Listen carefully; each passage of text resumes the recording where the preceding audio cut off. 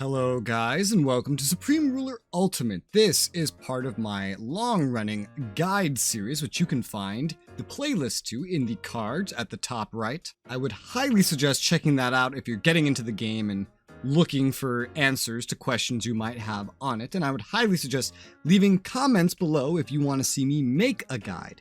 Today's video is going to be about a lot of common mistakes and things that I see players overlook in this game. I'm going to assemble these together and present them to you as a top 10 tips in no particular order that you should keep in mind whether you're a brand new player or someone that's played a few hundred hours. There might be something here that you don't know yet. So without further ado, let's get into tip number one. Tip number one is to think about performance. This is a very old game engine. It's running off very old stuff. The game can slow down quite a lot. I have an entire performance guide in those cards in that playlist. However, to give you the most important things, if the game lags, make sure to navigate to your settings, go to graphics, and turn off things like 3D units, 3D terrain. Specifically, these kinds of things affect the actual performance of the game quite a bit. If you're getting crashing, fiddle around with these other settings. Even a choice as simple as what era you choose to play will make a huge difference in the performance of your game. The earlier you go, the smoother the game will run. The later you go, such as modern day here, and I'm sure you can tell just by looking, it's not snappy. Tip number two, use the AI. Don't try to micromanage everything yourself unless you're into that. Managing your economy, managing your prices, your capacity, your production, all this stuff, managing every single unit that you deploy, maybe even managing technology, the budget you set for everything, your taxes, social spending, all of this stuff needs to constantly be adjusted and micromanaged in real time. So unless you like playing the game on very slow and seeing everything move at a snail's pace, you're going to want to use the AI. Also, it's just a very hard thing to learn about everything in this game, and especially if you're new to the game, the AI is there to help you. Make sure to use your cabinet priorities. Make sure to use your ROE for setting up your AI, as well as other things. Make sure to set your initiatives. All of these things are here to help you play the game, whether you just don't know how to do certain things yet, or you prefer taking more of a hands-off approach and macro-managing instead of micromanaging. The tools are there to help you. Make sure to use them. Tip number three is very specific to those that are at war. Don't go to war, because this is something I see players do all the time, to conquer population because you think it's going to help your economy. I will tell you this, under no circumstances in SRU does conquering population ever help you. In fact, it only hurts you. It hurts you economically because the game assumes all this population spawns in with basically no money. So it drags down your GDP, which if you have watched my economics guide, you'll know your inflation is your growth and that controls your GDP. So it can actually lose you money in the long run, and especially in the short run. It could take a decade to recover. It does take over a decade to recover from conquering India as the UK in the Cold War, for example. It will not give you more reserve personnel. It does not interact with this at all in that way. Getting reserve personnel is completely separate to the population you have. Now, of course, you can't go super high without negative effects without getting more population. However, it can probably keep up with your domestic growth, assuming that you're not running your country into the ground. And if you are running it into the ground, conquering population is a band-aid, not a fix. Tip number four, supply is extremely important. Supply is everything in this game. Without supply, such as these areas not colored in on the map, you cannot build. Without supply, you cannot refuel motorized units. Without supply, you cannot rearm any units. Just like in real life with Russia trying to invade Kiev. If you march a convoy just down a road and you don't think about supply and logistics, you will get a convoy going nowhere, sitting there, defenseless that your opponent could very easily strike out of existence from a distance. Tip number 5, and this two kind of go together actually, infrastructure spending. Under social spending, this is probably the most important thing that you can spend your money on, I would say. This directly influences the spread of supply in your country along your roads from your supply sources. And not only that, supply itself, which as we know is very much dependent on infrastructure, but also this is tied together more directly as well, directly influences how much your factories and stuff produce. If you look and you see max possible output, you're not going to make that much unless the building has 100% supply, and your infrastructure spending needs to pretty much be at 100% as well. There are bonuses if you go over, and there are penalties if you go under. But just note, this is probably the most consequential slider in the entire game. Number 6, don't try to force your playstyle on a country that's not meant for it. It might work, but it probably won't, realistically. From what I usually hear from others that try this, it doesn't. For example, my playstyle is to max out taxes completely and social spending, and then pretty much just everything. However, this is because I prefer playing high GDP countries. Those are rich countries. Those are countries with the highest GDP per capita. Those are countries, if we go looking and we sort by GDP per capita, they come out at the top. These countries make their money through taxes.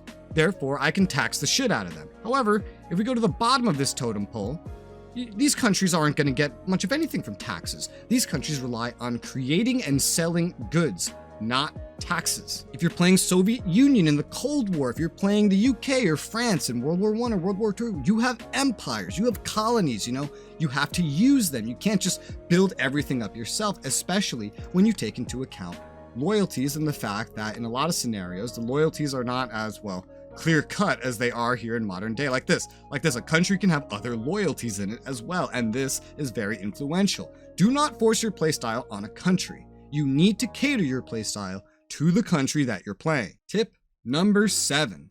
When interacting with other countries and utilizing things such as support ruling party, support opposition, fund insurgency, it's these 3 things, and you have your fundings for it here, your government slider, your fund insurgency slider specifically. Don't waste your money on this, not because it's not useful, but because it's free. If you drag these sliders down to 0 and then you support government or you support opposition, or hell, you do fucking both, fund insurgency max, guess what?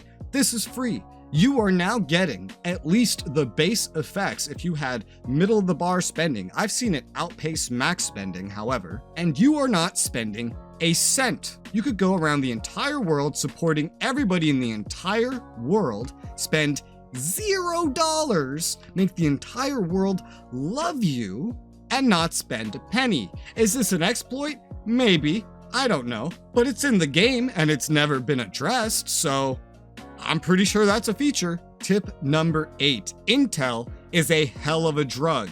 Intel is very important, especially if you're playing against other players. But even in general, don't just declare war on anybody. Figure out what you're getting into.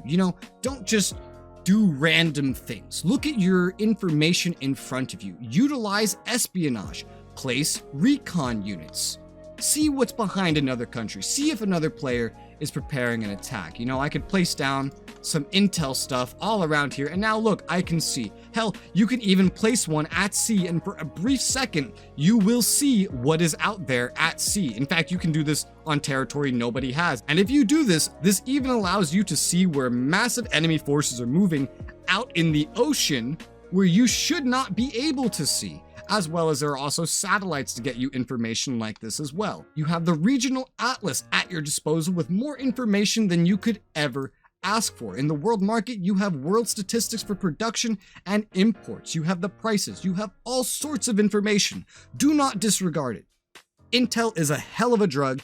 It wins games and it loses games that you would have won. Tip number 9. This is a game with a fairly active modding community. Mods make this game way better, depending on it. However, Fair warning, be careful what mods you install. Some mods overwrite the base game files, and even if you uninstall them, you're not getting those base game files back, and thus you'll have to pretty much reinstall the game or verify integrity, whatever, to make your game playable in base game or with other mods, with other players, or just in general, again. And tip number 10, and I think this might be the most important tip thinking about it, and this might hurt a lot of egos to hear. If something in the game mechanically is not working as you intended it to, for example, getting a unit to move somewhere, having a unit run away when taking damage, or having certain things sell at certain points, having units dismantle, all these things, game mechanic things that can happen in the game. If it's not working like you intended, it is almost definitely a mistake you made, not the game. I've seen many SRU players learn this game, and a lot of them are very quick to blame the game, blame the AI, blame this, blame that, and sure, this game's AI is not the greatest, this game has bugs. However, if the AI is doing something, there's a very good chance you told the AI to do that. There's a very good chance you have a setting somewhere that told the AI to do. Maybe the AI is going to Poland for some reason, your NATO ally, and you didn't tell the AI to do that. Oh, did you? Did you not?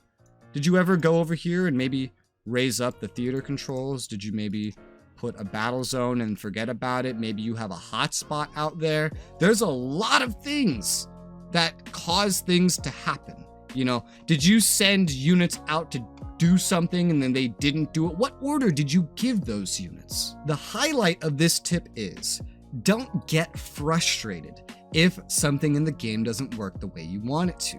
There's a good chance that it's your fault, meaning it can be fixed. If it was the game, it couldn't be fixed. You would have wasted your money and maybe uninstalled the game out of rage. But if it's you that's the problem, which it most likely is in every situation, then all you need to do is maybe look up some guides, maybe do some learning about the game, and you can fix it and have an amazing grand strategy experience in front of you to play for who knows how many hundreds, thousands of hours if you want. Supreme Ruler is a great game, and I just want to make sure nobody gives up on it too quick. So these were my top 10 tips that I think everybody, new and old players, should make sure that they know. As a reminder, the rest of my guides are up at the top right of the screen.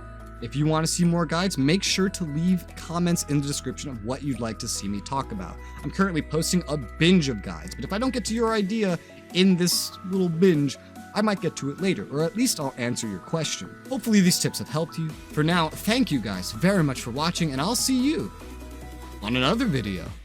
I hope.